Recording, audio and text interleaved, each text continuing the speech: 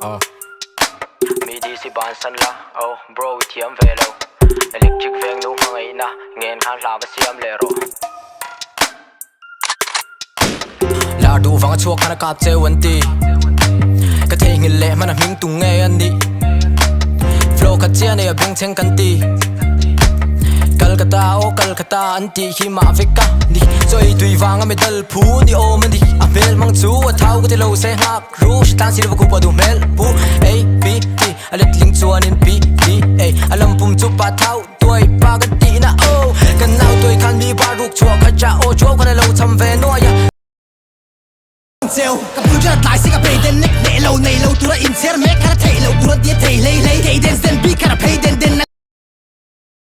Zelo vinga por doga zep chinga soi dona ha anget abaruk wang velin the pita dinga baruk spita lita hitta pora semati kha tinna long thai pi chika ngai don think ka ruk se kan soi le lok file din high le da bite le don tray 19 na kan let le lok apan chen ki man sa le thau lo nei tu lo chama ang ve thot eng ma thar ve lo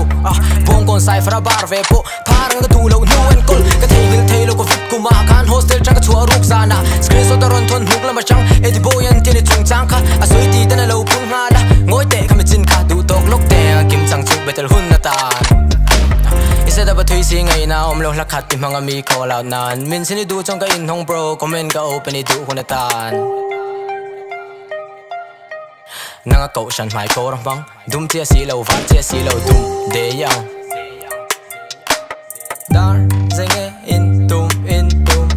dar zeng ma kan tum lo ve share kana bur chete tum ro cái ni chui tum phak kan ni lo representing league of represent the Lincolns